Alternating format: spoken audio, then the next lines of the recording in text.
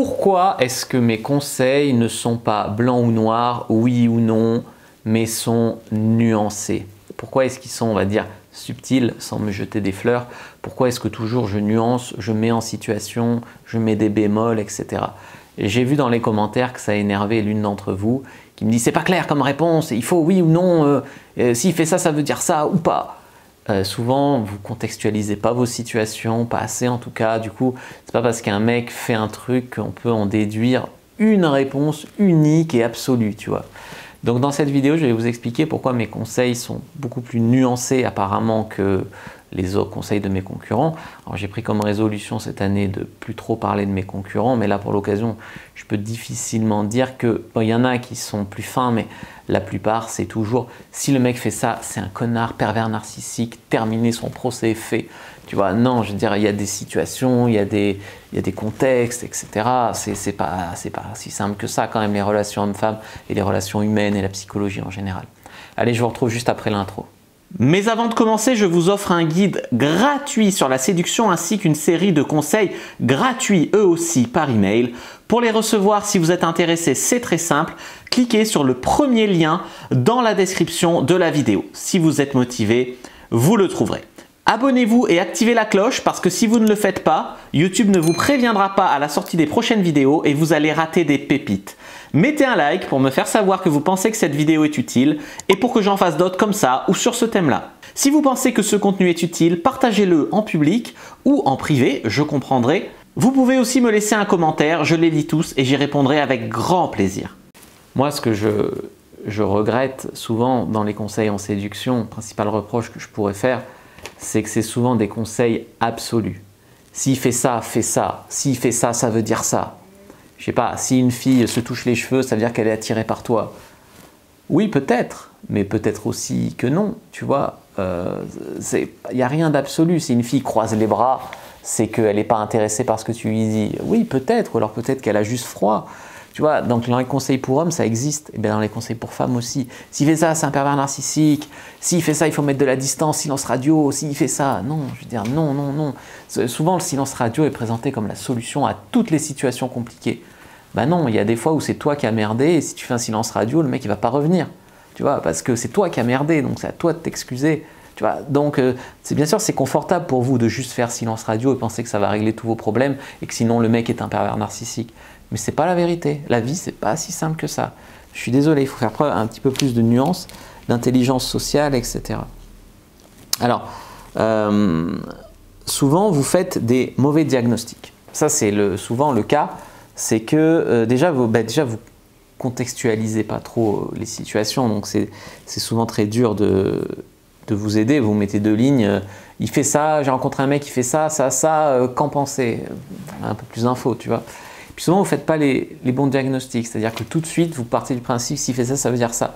Souvent on a tendance à y voir ce qu'on craint le plus ou ce qu'on veut le plus.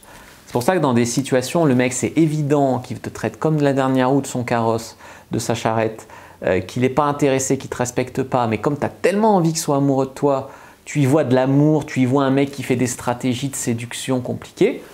Ou alors des fois, le mec, il est intéressé, mais bon, il ne sait pas s'il a sa chance, toi tu joues un petit peu la fille hard to get, inaccessible.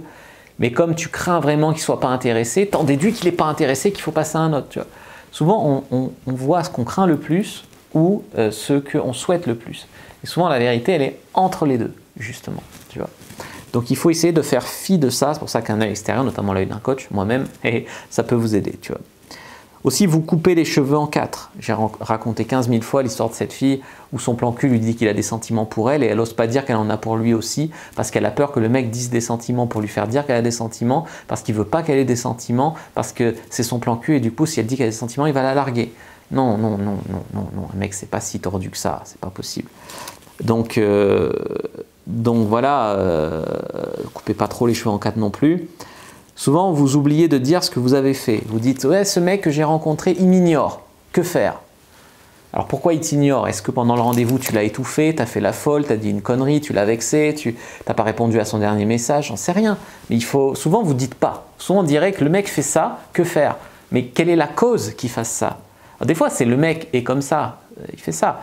Mais essayer de trouver la cause, tu vois, de faire ça, le contexte, comme j'ai dit tout à l'heure, la situation.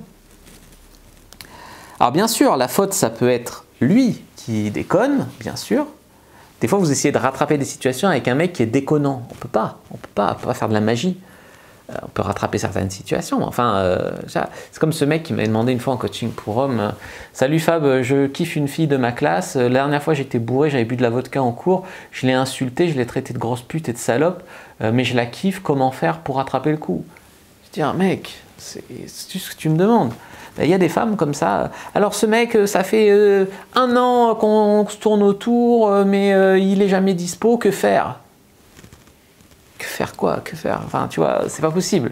Je suis désolé, j'aide quand c'est possible, mais des fois, c'est pas possible. Donc, des fois, la faute, c'est lui, des fois, la faute, c'est vous, des fois, la faute, c'est juste la situation, et puis des fois, c'est une raison mystère, et vous saurez jamais.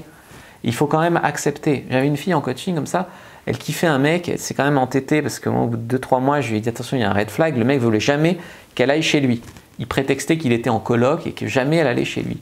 Au bout de plus de 3 mois de relation, elle continuait à être amoureuse de lui, à vouloir le voir. Le mec, il reportait les rendez-vous, il disait qu'il venait le vendredi soir, il arrivait le dimanche matin, il s'excusait même pas, il prévenait pas, enfin, il faisait le mort entre-temps, enfin, c'était pas possible. Et la fille, elle persévérait là-dedans. Et du coup, il y a raison de mystère. Probablement qu'il était marié, ou qu'il n'était pas du tout en coloc, mais qu'il était en couple, j'en sais rien. Ou alors il était malade, il cachait une maladie grave, ou alors il y a des gros problèmes de jeu, d'argent, de drogue, j'en sais rien. Mais il y a une raison, des fois, que vous ne saurez jamais, mais il faut l'accepter. Des fois, c'est même mieux de ne pas le savoir, tu vois. Donc ça fait aussi partie du jeu, la raison mystère qui est derrière les choses. Donc souvent, moi, je peux vous expliquer qu'il faut faire preuve d'ajustement, d'accord, à une situation, à un homme, à calibrer la situation, d'intelligence sociale, d'accord, pas arrêter les s'il dit ça, c'est ça, ce mec, ça fait 1 mois que je lui réponds plus à ses textos parce que je veux le faire galérer, mais c'est mon petit ami, non, tu vois, non. Comprendre un petit peu les raisons qui sont derrière les choses, pourquoi il fait ça, pourquoi il dit ça. Si vous avez fait ça, peut-être que vous pensez qu'il n'est pas intéressé. En fait, peut-être que lui, il croit que vous n'êtes pas intéressé. Des fois, les femmes, elles n'appellent pas un homme et elles disent pourquoi il n'appelle pas. J'en sais rien, moi, pourquoi il n'appelle pas. Mais je sais que si toi, tu n'envoies pas un texto pour te proposer de se revoir, alors ça serait mieux qu'il le fasse. Mais s'il ne le fait pas, qu'est-ce que tu veux que j'y fasse? Donc, il faut que je t'aide à envoyer un texto. Mais si vraiment il n'en peut plus, il ne veut pas, on ne peut rien faire. Et peut-être que lui, il attend que tu le contactes aussi, tu vois. Donc c'est des choses à comprendre les raisons derrière, mieux communiquer, parfois simplement dire ce que vous voulez, ça aide. Il y a beaucoup de femmes qui ont du mal à dire clairement ce qu'elles veulent, communiquer explicitement. C'est toujours des petits jeux, des devinettes, des trucs. Non, ça va pas. Donc expliciter un petit peu plus. Souvent expliciter, ça a plus de regrets. J'ai passé un super rendez-vous la semaine dernière, est-ce que tu penses que tu seras dispo pour un 2e rendez-vous ou alors je me remets sur Tinder et j'accepte d'autres rendez-vous? Simplement demander clairement, explicitement, ça peut vous éviter d'avoir des regrets. Si vous attendez pendant 2 mois qu'il vous rappelle, puis qu'il ne vous rappelle pas, alors que le mec attendait que vous lui envoyiez, vous donniez signe de vie, puis après vous vous recroisez 10 ans plus tard dans la vie, il te dit, tu sais, je t'avais kiffé, c'est dommage que tu n'aies pas voulu qu'on se revoie. Là, tu dis, comment ça, j'ai pas voulu? Ben oui, si tu avais voulu, tu aurais envoyé un texto. Toi, tu dis, attends, mais moi j'attendais qu'il m'envoie un texto, lui il a envoyé, j'envoie un texto. Lui, il attendait que moi je lui envoie, oh là là là là. Moi, j'ai une des politiques dans ma vie, c'est pas avoir de regrets. Quand il y a une fille, j'essaie de l'embrasser. Puis si elle veut pas, tant pis, ça fait partie du jeu. Mais au moins, j'aurai pas de regrets. Tu vois. Là, c'est pareil. C'est pareil. Essaye d'aller au bout des choses. Je dis pas d'insister dans des situations désespérées, mais de là à pas envoyer un texto à un mec qui te plaît, il y a de la marge. Avec insister, être désespéré, faire tout le travail, il y a de la marge. Souvent, les filles, elles font pas un petit pas parce qu'elles ont peur de passer pour désespérées, Elles ont peur qu'en faisant un petit pas, le mec ait l'impression qu'elles aient fait 10 pas.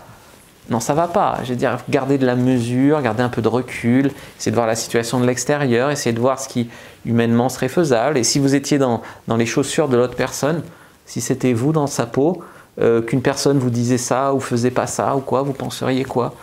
Toutes ces mises en situation, là, ça peut vraiment vous aider à prendre du recul. Voilà, moi je vous dis à bientôt, réfléchissez bien à ça, à bientôt pour de nouveaux conseils.